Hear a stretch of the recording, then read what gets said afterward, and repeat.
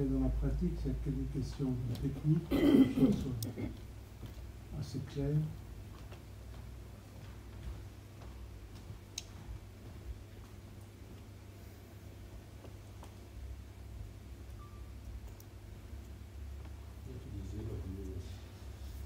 Pour ton inspiration, ce que je ne pas, c'est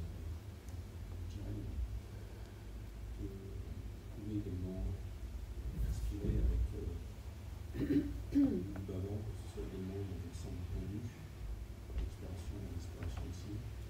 Et remarquez que effectivement ça venait comme ça. Ici c'était plutôt quand on était avancé, ou je ne suis pas avancé, mais ça vient comme ça, donc ça a changé, mais pour quelle raison c'est bien ailleurs.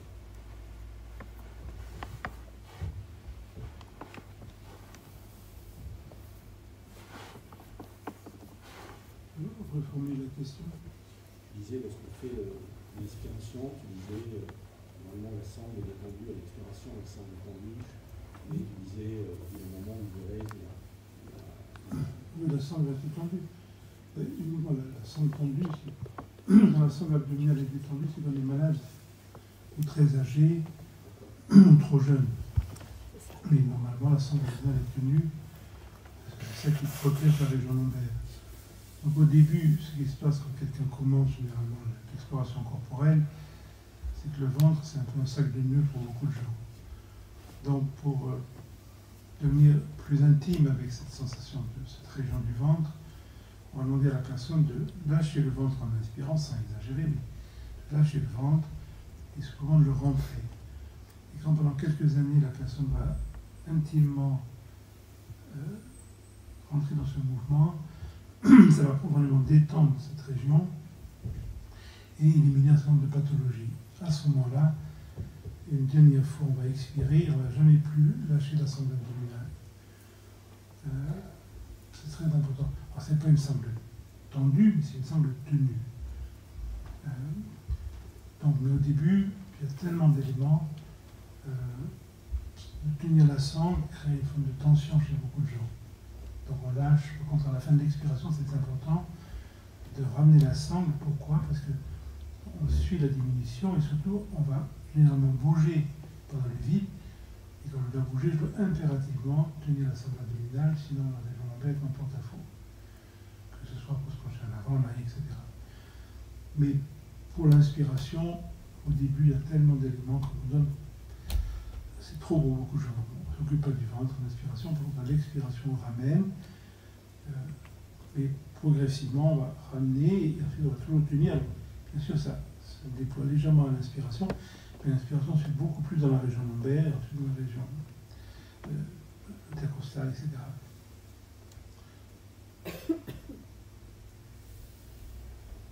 Mais ce qui est important, c'est à la fin de l'expiration de doucement rentrer. Donc, tenue, c'est important. Il faut absolument que les régions supérieures du cœur soient au-delà des régions inférieures. C'est très important que la poitrine soit devant les régions inférieures du cœur. Quand la région abdominale dépasse la poitrine, c'est une forme de lâcher-prise psychologique. On trouve ça chez les gens qui sont heureux d'eux-mêmes souvent, dans l'espèce assis dans le ventre, c'est en Orient où les gens plus on a un gros ventre, plus on est considéré comme quelqu'un d'important. Il y avait une légitimité dans le passé, comme les gens qui mangeaient, c'était les gens riches, les pauvres ne mangeaient pas. Voilà, mais maintenant c'est différent. Donc c'est très important que la région abdominale soit tenue, même si vous regardez les vidéos de Sumotori, vous allez voir, ils ont un gros ventre, mais la région supérieure, chez les Sumotori, est toujours dégagée. Ils ne sont pas enfouis dans le ventre, parce que quand le ventre va prendre le dessus, il va y avoir un voûtement dorsal qui va être exagéré, et on va compenser avec un léger cambrure de la cervicale. Voilà, ça c'est vraiment la position pathologique du corps. On va progressivement ramener ça. Si on est au yoga, on va lentement effacer la courbure lombaire qui est exagérée chez la plupart des gens, et effacer le voûtement dorsal qui est exagéré chez la plupart des gens, légèrement. Et ensuite, on a la cervicale qui prolonge. Il faut absolument que la sangle abdominale, vous toujours sentir la sangle, quand un coup de poing dans le ventre, ça ne va jamais passer se montrer détendu, mais il est vivant, il est tenu. Ça n'a rien à voir quand on dit ventre ou non, mais c'est important, il y a cet élément qui est protégé là, et surtout ça va permettre que les derniers côtes se dégagent sur des petits crochets sur les derniers côtes qui séparent le haut du corps. Le yoga est dualiste, non dualiste, c'est intellectuel non dualiste, sont pas faits pour le yoga, ils ne peuvent pas comprendre. Dans le yoga, il y a le bas du corps, la zone inférieure, la zone supérieure. La zone inférieure, c'est la zone digestive sexuelle, et la zone supérieure va se détacher de ça. C'est très important. Il y a toujours ce détachement, comme on disait, vous connaissez l'en grec, quand on voit les kouros, il y a ce haut du corps qui est tout séparé, etc. C'est très important. Et même dans la stature indienne, on voit des fois, parce que les Indiens ont cette esthétique de garçons de 16 ans, légèrement, très légèrement rond, et la région supérieure est toujours dressée. On n'est jamais pris par le ventre, il y a une forme de dépression, etc. Donc c'est vraiment important, cette sangle abdominale va toujours rester vivante, toujours tenue, mais on dit en Inde, c'est comme on tient un petit oiseau dans la main qui est tombé de l'arbre, avec un chat qui marche autour. On tient l'oiseau fermement pour qu'il ne tombe pas dans la gueule du chat, on n'écrase pas l'oiseau. Donc c'est pas une sangle abdominale comme un culturiste qui va tenir son ventre, c'est pas ça. Non, c'est tenu sans être tenu, mais c'est toujours vivant, c'est toujours tenu, et surtout, ça permet de... Ça assise ici, qui est comme une flamme, tout le haut du corps se dresser, se libérer de la joue inférieure. C'est une des lignes de travail.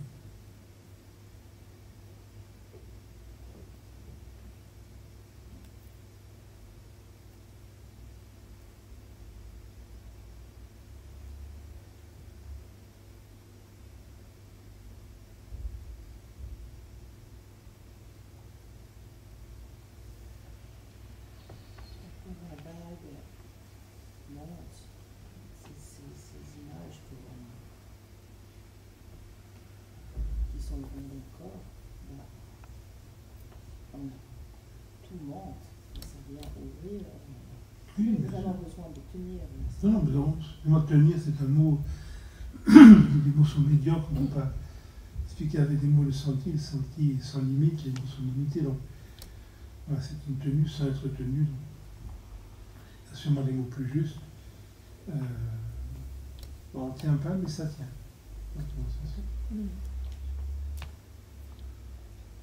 Est-ce que tu peux parler, s'il te plaît, de la posture assise, avec l'importance d'être sur l'avant, la verticalité interne, externe?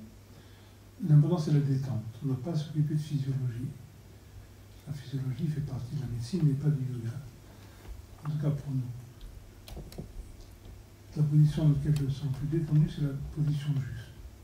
Progressivement, selon la morphologie, selon mon âge, selon les vicissitudes de la vie, je vais exprimer cette vacuité dans une position. Attention, parce que c'est une position extérieure. La position de yoga est intérieure. Ensuite, selon sa morphologie, elle se transpose plus ou moins extérieurement. Il ne faut pas chercher une position extérieure, c'est un travail vraiment à côté. En médecine, c'est différent. Les gens qui sont allés voir, par exemple, Gita Iyengar à Pune, elle avait une rectification médicale par la position de yoga, ça c'est tout à fait intelligent, merveilleux, profond, mais ce n'est pas notre domaine ici. Donc elle utilisait la position juste pour amener une rectification intérieure juste. Voilà. Nous, on n'est pas dans cette direction-là qui existe. Nous, on part de la position juste, c'est la vacuité. La position juste du corps, c'est de rien sentir. Ça, c'est la théorie. Dans la pratique, si on a certains accidents de la vie, il y a toujours des choses qui vont être senties. Et c'est un senti sans être senti. Voilà.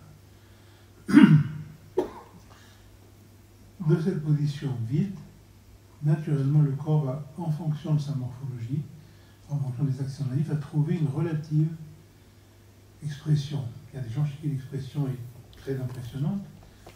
Il y en a chez qui elle est misérable. Comme Madame Arashi était bossu, mais il vivait dans la verticalité. L'intérêt, c'est la verticalité. La verticalité, c'est un ressenti interne. Ça n'a rien à voir avec la position du corps victorienne. On peut être goûté dans la verticalité Et on peut avoir un corps très très droit et avoir une énergie horizontale descendante. Donc ce qui est important, c'est la verticalité interne. Cette verticalité est nourrie par l'énergie interne qui devient disponible dans la détente. Tant qu'il y a tension, l'énergie est bloquée par la tension. Quand le corps se vide, cette énergie qui était bloquée par les différentes tensions musculaires peut enfin se poser dans le bassin et se déployer dans la verticalité. Donc c'est pas physiologique. C'est morphologique. Si quelqu'un qui vit en Afrique de l'Est, qui a une cambrure très marquée, des fesses très volumineuses, n'aura jamais une assise comme un Chinois de Taïwan qui n'a pas de région lombaire. Voilà, si on est chinois ou si on vit en Ouganda, ben là, quand on regarde de profil dans la position assise, c'est pas la même. On peut essayer de rentrer dans l'imaginaire de la position qu'on voit dans la sculpture du Gandhara, dans la sculpture bouddhiste.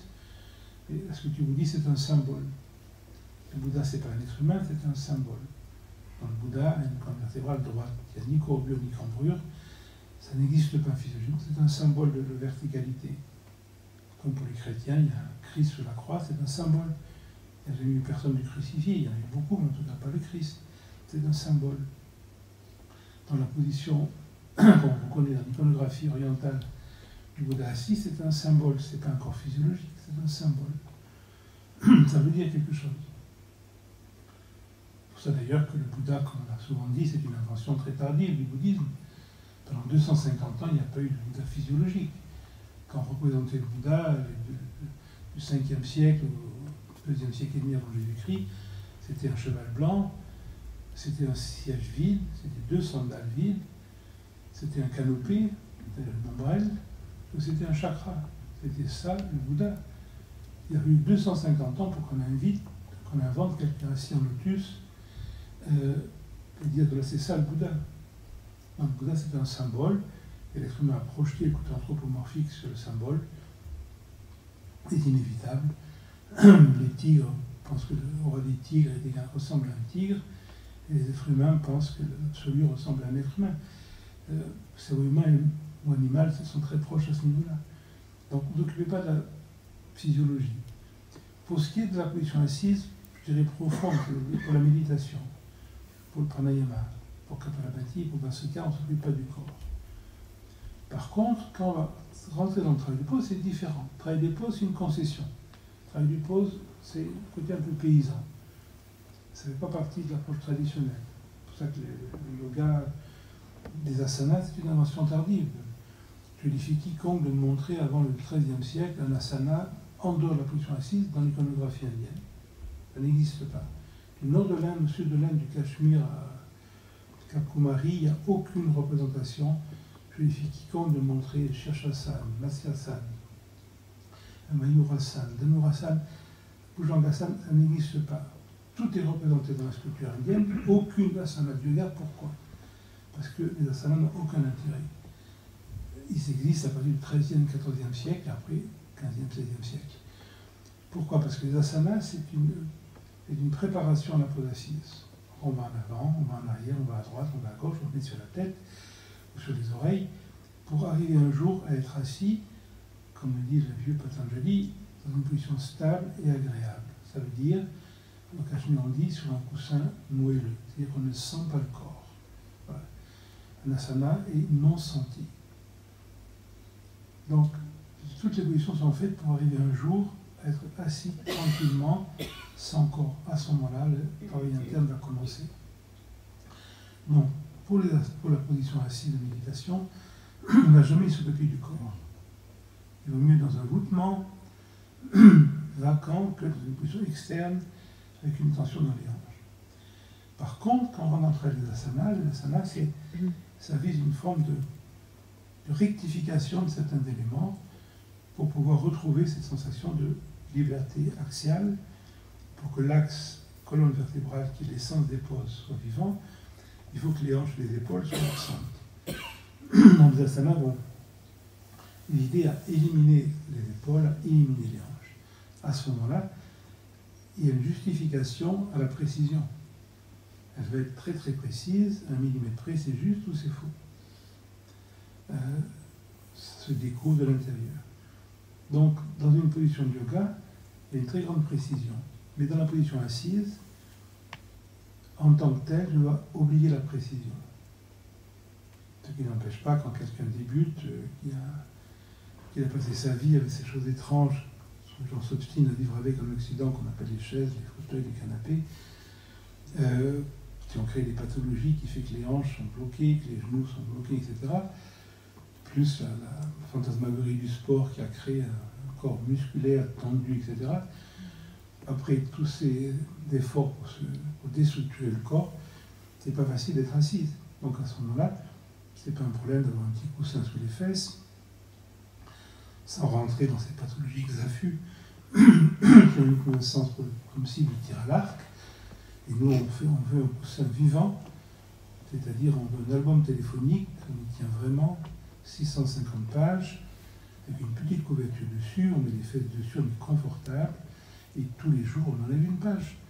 Et au bout de 2 ans et demi, on est à 600 coussins, tout va bien.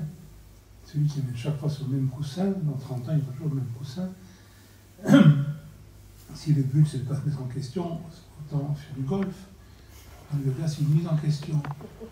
Donc, en une heure téléphonique, indispensable, et tous les jours, au chaque fois qu'on enlève une page, et progressivement, le corps, il y a quelques exceptions, il y a trop d'accidents de la vie, on va toujours garder un coussin, c'est autre chose. Mais pour beaucoup de gens, c'est l'habitude, et ceux qui travaillent régulièrement, on n'a pas besoin de coussin. Le coussin, c'est fait pour les maharajas, c'est pas fait pour le yoga. Donc, la précision du corps dans le mouvement, mais dans la position assise, sauf quelques petits éléments qu'on peut vous dire, bien sûr, et après on oublie, on n'est pas là pour ça, on n'est pas assis pour sentir ceci, cela, le corps, les hanches, les jambes. Non, si on a un problème de jambes, on fait des mouvements, si on a un problème d'épaule, on fait des mouvements, les mouvements sont faits pour vider les épaules, les mouvements de jambes sont faits pour vider les hanches, les positions sont faites pour... Oui, mais on revient à la position assise, on arrête tous ces formes d'agitation un peu légères, et on reste tranquille. Et là, je me fous de la position de mon corps. Mon corps est sans position. Abhinava Gupta dit l'asana, c'est se situer dans la conscience. Ça, c'est le vrai asana. Comme on est assis, il ne fait pas partie de la tradition. C'est un symbole extérieur, donc on n'a vraiment pas à s'en occuper. Et après, progressivement, ceux qui pratiquent les poses, il va y avoir légèrement changement de la position assise, j'aurai moins besoin de coussin, etc. J'aurai moins besoin de certaines choses. Non, mais ça se fait progressivement et c'est pas un but en soi. Quand on va mourir, on sera toujours dans une forme d'à peu près. La nature du corps, c'est l'à peu près. Il n'y a pas de corps juste, il n'y a pas de pensée juste, donc il ne faut pas rentrer dans cette fantasmagorie. Donc, dans la position assise, on ne s'occupe pas du corps. Par contre, dans les asanas, oui, on veut chercher une intelligence du mouvement. Je dois comprendre dans un asana ce qui est essentiel et ce qui est périphérique. Ce qui est essentiel, c'est l'axe bassin-colonne. Ce qui est périphérique, c'est les jambes et les bras. C'est pour ça que dans les asanas, je vais bouger constamment mes positions de bras pour vérifier que mes épaules sont toujours sans participation. Je vais bouger mes jambes pour vérifier que les hanches sont sans participation. Car je trouve vraiment le cœur de l'asana qui est uniquement la position bassin-colonne. C'est la position des différents centres énergétiques, les uns par rapport aux autres, qui créent des sens de l'asana. Il n'y a pas de sens énergétique essentiel dans les bras et les jambes. Dans les bras et les jambes ne font pas partie du yoga. Le yoga, c'est uniquement le bassin et la colonne, et comment on se situe l'un par rapport à l'autre. Donc il faut absolument varier les positions de bras et de jambes pour que ça devienne secondaire. C'est l'axe qui est important. Donc on met l'accent sur la position des bras, la position des jambes, c'est un monde de dispersion. On peut le faire à un moment donné, mais c'est vraiment secondaire. C'est pas une main qu'on a corrigée, c'est pas une épaule qu'on a corrigée, c'est pas une jambe qu'on corrige, non, c'est la position bassin-colonne. C'est la seule chose qu'on doit devenir intime. Et pour devenir intime avec l'axe central, il faut s'occuper légèrement des éléments périphériques, mais légèrement. Je passe pas mon temps à rectifier les mains, non. La rectification, elle est toujours centrale. Mais ça, c'est pendant les asanas, c'est pas pendant la pause. Dans la position assise, Ne vous occupez pas comment vous êtes assis, mais de la détente. Les jambes sont déposées. À sentir le sol. C'est quoi? C'est chaud, c'est froid, c'est sec, c'est humide. Est-ce que mes jambes sont déposées? Est-ce que je porte les jambes? Pourquoi faire? C'est le sol qui est là pour ça. Mes jambes sont déposées sur le sol. Et mes jambes vont couler dans le sol. Les hanches vont couler dans le sol. Les bras vont couler, les épaules vont couler. Et le dos surtout va couler. Il y a comme du miel qui coule tout le dos. Et la descente du dos va stimuler la montée du devant. Comme une boule qui roule. Une petite flamme qui monte devant, qui s'ouvre sur la poitrine, qui traverse les clavicules, qui redescend dans les omoplates, et on dit qu'il va traverser les omoplates, qui revient dans la poitrine, qui redégage les derniers côtes des régions inférieures, qui s'ouvre, c'est un des premiers cercles. Et un autre cercle qui va descendre plus bas, et le bassin glisse, et ça remonte d'en bas, un deuxième cercle. Ça monte devant, ça descend, et après il y a d'autres cercles plus internes. C'est ça qui est important. Les bras, les jambes, qu'on soit cul-de-jatte, qu'on soit plus, on s'en fout. Donc c'est cet axe qui est important. Et ensuite, en fonction de sa morphologie, on va plier les jambes, Sukhasana, Satikasana, Siddhasana, Padmasana, Padmasana, peu importe. Ça n'a aucune importance. Chacun, il y a des effets un peu différents. Et c'est très superficiel. Ce qui est important, c'est l'assise sans assise. Ensuite, les mains. C'est une prolongation, il y a que l'abdication de la main droite dans la main gauche, il y a la moudre, on se dépose à l'intérieur, pas à l'extérieur, non, à l'intérieur, une ouverture à la tranquillité, pas à l'environnement. Voilà, mais il y a d'autres positions, d'autres mudras, mais peu importe, mais ça c'est vraiment extérieur, c'est secondaire, ça a sa place à certains moments dans l'approche. Mais ce qui est important, c'est l'assise sans assise. Les jambes descendent, les bras descendent, le dos descend, le buste monte. Il y a constamment cette double direction. Cette double direction, c'est la verticalité. La verticalité, c'est pas comme un morceau de fer raide, c'est un mouvement. Et dessus ce mouvement, l'énergie va prendre en charge ce mouvement. Et ensuite, il n'y a plus d'immobilité. L'immobilité, c'est un concept. Le corps est que mouvement, le corps est que vibration. Vous sentez le corps, il est toujours en mouvement, il est toujours comme une algue caressée par l'eau. Il n'y a pas d'immobilité. Il faut vraiment sentir l'unité psychologique. Dans le corps est que dans cette vibration, que dans ce mouvement. Le voisin regarde, il pense que je suis immobile, mais ce qu'il voit mal, ce qu'il voyait bien. Il n'y a que fluctuation, il n'y a pas de corps. Il n'y a que les flux qui viennent, qui partent, les éléments pointus, c'est l'énergie qui sort, les éléments creux, c'est l'énergie qui rentre. On va sentir ça. Au bout des doigts, l'énergie s'en va, c'est pour ça qu'on n'est jamais comme ça. L'énergie va pénétrer. Et comme ça, l'énergie s'échappe. L'énergie ne va pas s'échapper. Donc on va sentir le nez, c'est une énergie qui sort, les joues, c'est une énergie qui absorbe, etc. Le corps a été fait par ces mouvements d'énergie. Donc on va retrouver ce corps archaïque qui sont des mouvements internes. Et ça se fait quand on oublie le corps. Donc je sens la physiologie. Je suis dans une boîte. Il y a différentes boîtes, il y en a des plus malignes que d'autres, mais c'est quand même des boîtes. À un moment donné, la position assise, sans boîte, sans senti. Qu'est-ce qu'on sent? On sent rien, voilà ce qu'on sent. Et quand on sent rien, il y a quelque chose qui peut devenir vivant. Donc, pas de position assise structurée. Par contre, les asanas, oui, il faut être intelligent, c'est une pratique, il faut être intelligent pour le mouvement, pour voir comment ça retourne. Mais quand on revient à la position assise, on indique tout. Et au début, on indique même la verticalité externe, on s'en fout. Tout est effondré, mais tout est vacant. Et progressivement, c'est vacué. Il y a quelque chose qui va soulever le buste, comme une flamme. Et chacun dans sa morphologie. Il y en a qui sont un peu sur l'avant, il y en a qui sont un peu sur l'arrière. Alors au début, vous avez raison, vous dites on est sur le haut des cuisses, pas sur les fesses. Oui, mais momentanément. Après, même ça, on ne va pas le dire, parce que ça dépend de sa morphologie. Il y a des gens qui sont toujours un petit peu plus sur l'avant, et ils sont plus en arrière. Donc, ce qui est important, c'est d'être sans assise. Toujours revenir sur le cas du Vinyasa Tantra, être assis comme sur un coussin moelleux. Voilà, ça c'est la vraie assise. Pas d'ancrage, pas de contact, non-contact. Asparsa Yoga, le yoga du non-contact, dans le sens profond. Tant qu'il y a un contact, il y a une forme de rigidité. C'est un jeu, vous jouez avec ces éléments. J'ai une dernière question, et puis on va rentrer dans les travaux pratiques. J'ai une question sur le pranayama, en fait, qu'on a fait ce matin. J'ai ressenti des pranas, comme tu as écrit, comme mouvement, déploiement, mais il y a toujours cette espèce d'anxiété de la respiration physiologique. C'est comme si... Ça passe, tu mets l'accent sur le mouvement tactile, la respiration physiologique va s'éliminer. La respiration physiologique a une valeur en médecine.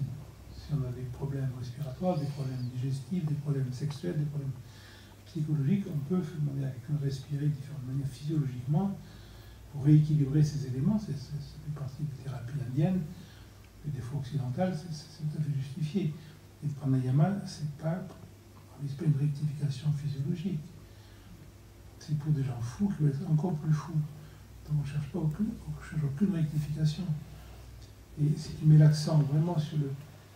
Si en expiration c'est fini, tu sens vraiment le flot, il n'y a pas de corps. Et ensuite, ce balancier revient, déclenche l'inspire, l'inspire monte, l'inspire s'arrête. Et quelque chose revient, déclenche l'expire est emporté, l'expire s'arrête, ça continue. C'est une danse, on ne sent plus la physiologie. On peut la sentir un peu, mais à un moment donné, ça passe parce qu'on a c'est une mémoire physiologique, sentir le corps, c'est une forme de peur. Quand je sens mon corps, c'est que j'ai peur. Donc c'est très ancré en nous. Je suis structuré par cette peur. Quand j'ai peur, je me ferme, quand je me serre, quand je me serre, je sens mon corps. Quand il y a une peur psychologique, on se resserre. Voilà. C'est tellement ancré en nous que même dans les moments où il y a une forme de disponibilité, il y a une forme de lâcher prise, c'est le mouvement de revenir. Voilà, c'est toujours un peu là, mais on est de moins en moins. Donc avec l'expiration, tout se meurt, et il y a vraiment ce flux, tu suis le flux, il est sans fin, et à un moment donné, sans raison, le balancier revient, il n'y a pas d'inspire, il n'y a pas d'inspire, il n'y a pas d'inspire, ça déclenche l'inspire suit ce mouvement, l'inspire s'arrête, ça continue, il n'y a pas de fin. Et à un moment donné, ça revient, ça déclenche l'expire, ça descend, l'expire s'arrête, ça continue. Donc l'inspire et l'expire sont pris en charge quand c'est le mouvement. C'est le début du travail interne. Après, il y a d'autres choses. Mais il faut d'abord commencer par ça. Et pour ça, il faut apprendre la physiologie. Donc, je respire de manière intercostale, abdominale, pulmonaire, claviculaire. C'est pas possible, ça. Encore une fois, c'est pas faux. Mais il y a certains cas, certaines personnes, on peut les faire, même Jean Klein, certains cas, on faisait, je me rappelle, quand je travaillais individuellement, ce qui est très rare maintenant, j'avais des élèves à Marseille, mes premiers élèves, je passais quelques mois, on respirait que dans le ventre. Puis après, je les ai respirés ici. Puis après, que dans la région lombaire. Puis après, on devait faire un pneu, on remplit le pneu, on vidait le pneu. Quelques mois après, on devait respirer que au niveau du diaphragmatique. On montait devant, rentrer. Quelques mois après, que le long intercostal. 2 petites ailes. Après, derrière, le long dorsal. Après, un pneu ici. Après, le dernier pneu ici. Situation claviculaire. Après, sur les côtés. Après, derrière. Et après, le pneu ici.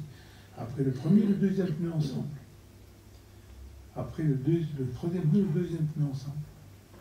Après les passages.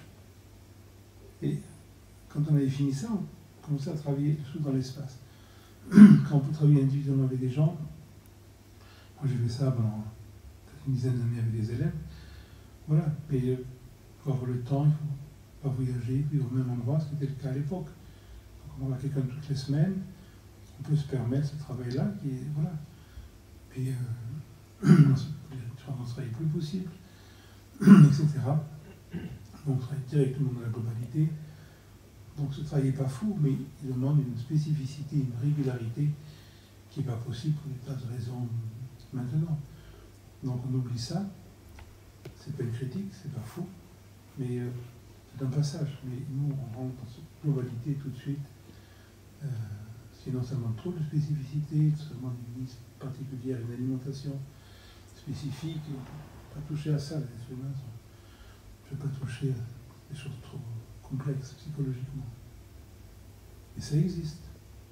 Il y a un travail très spécifique, mais Jean-Claude le faisait, mais il fallait avoir simultanément une sexualité très très spécifique, très très restreinte, une alimentation très spécifique, etc. On ne peut pas enseigner le pranayama interne à quelqu'un qui mange des protéines animales, etc. Sinon il finit à l'hôpital psychiatrique. Donc, c'est une sexualité descendante le soir, et si le matin il fait du pranayama ascendant, il finit également à l'hôpital psychiatrique. Donc, voilà, il y a une spécificité pour ces choses-là, mais ça, nous, ça ne nous concerne plus maintenant, c'est plus l'époque, etc. On fait un travail qui s'adresse à tout le monde, qui fait éviter généralement l'hôpital psychiatrique. Donc on ne s'occupe pas de ce qu'on mange, c'est trop complexe, on ne s'occupe pas des gens. On s'occupe pas de la sexualité, c'est encore plus complexe que la plupart des gens. On parle un peu du sommeil profond, qui est la troisième importance, ça les gens acceptent, parce que on ne peut pas aller au sommeil profond sans créer trop de traumatisme. Ce qu'on ne peut pas faire sur l'alimentation et la sexualité, qui sont les trois piliers du travail interne. Donc nous, on travaille sans ces trois piliers maintenant, depuis l'époque, on va directement dans l'approche du souffle, une approche qui convient à tout le monde. On peut manger ce qu'on veut, on peut égorger son cochon, le faire frire, et ensuite remplir, vider l'espace. Mais on ne peut pas faire du travail interne, égorger du cochon, sans aller à l'hôpital psychiatrique. Donc, il faut s'adapter aux situations. Donc, petit à petit, si tu suis ce travail, les va-et-vient du souffle, tu verras, tu ne sens plus la physiologie. Vraiment, il n'y a pas de corps, parce que le corps c'est une représentation, c'est pas une réalité. C'est pas comme on oublie le corps, non, c'est ce qu'on appelle la sensation du corps, c'est une projection psychologique. Je sens mon corps. Sentir son corps, c'est bidon. Je sens mon corps léger, je sens mon corps lourd, je vais balancer le même poids. La sensation du corps est un imaginaire. J'imagine mon corps lourd, j'imagine léger. C'est un imaginaire. Il y a des imaginaires salviques, qui sont des imaginaires d'expansion. Pourquoi? Parce que l'ego est une contraction. Et il y a des imaginaires qui stimulent la contraction, qui est la respiration interne. On respire dans le corps, on va stimuler la séparation avec l'environnement. Ceux qui font un yoga un peu musculaire, un peu intériorisé, ce sont de plus en plus différents. Il y a un yogi qui est différent du monde vulgaire. Dans le travail du Cachemire, on est de plus en plus identique à l'environnement. Il n'y a rien qui peut déranger. Donc, pour se séparer, etc., c'est un cercle qui se déploie dans l'environnement. Et ça, c'est le travail de respiration dans l'espace qui va le donner, et l'abandon de toute notion physiologique pendant ces exercices. Il y a d'autres moments, si on connaît les techniques d'Alexander, de Feldenkrais, de ces techniques qui ont très grande valeur, mais il y a d'autres moments. Et quand je fais un pranayama, je ne rentre pas dans cette visualisation, cet imaginaire, que ce soit les fascias ou autre chose. Non, il y a tout se meurt à l'expiration. Ça s'arrête là. Ensuite, l'énergie remonte. Il n'y a pas de corps. C'est très important physiologiquement. Il y a d'autres moments. Ça, c'est une problématique. On travaille corporellement. Le corps, ça a sa place, ça a son intelligence. Mais il y a chaque chose à sa place. Donc, donne-toi, tu sens cette prolongation. Ça va tellement être interne, tellement vivant que l'intensité de la prolongation après l'expiration, mais surtout quand l'inspiration va revenir, va faire que quand l'inspiration déclenche l'inspiration physiologique, tu vas plus sentir l'inspiration physiologique, tu vas sentir exactement le même mouvement qui revient avant l'inspiration et qui prend l'inspiration, tu vas sentir exactement quand il prend l'inspiration comme si tu n'avais pas d'inspiration physiologique. On ne le sent pas. C'est très important. C'est pour ça qu'on n'a jamais tiré l'inspiration, parce que là on le sent. On n'a jamais poussé l'expiration, parce que là on le sent. Nous, on n'expire jamais totalement.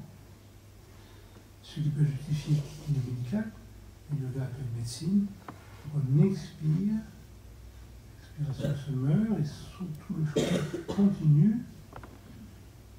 Et le flux revient, déclenche l'inspiration. Je ne me rends même pas compte que j'inspire. Je ne me rends même pas compte que ça s'est arrêté, parce que ça ne s'est pas arrêté. Quand il est vide, il n'y a pas de vide, c'est un mouvement.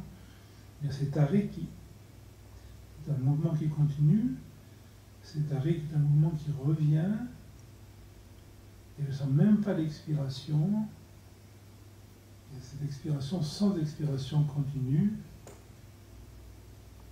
C'est un vide dans lequel il y a un mouvement, le balancier revient, et l'inspiration, je sens, etc., etc. Donc, plus tu mets l'accent sur cette prolongation, après l'expire, après l'inspire, au plus on est pendant l'inspire et pendant l'expire, on ne va plus avoir le moins de sensation de respiration physiologique. Après, il y a des tas d'autres possibilités, mais il faut jouer comme ça.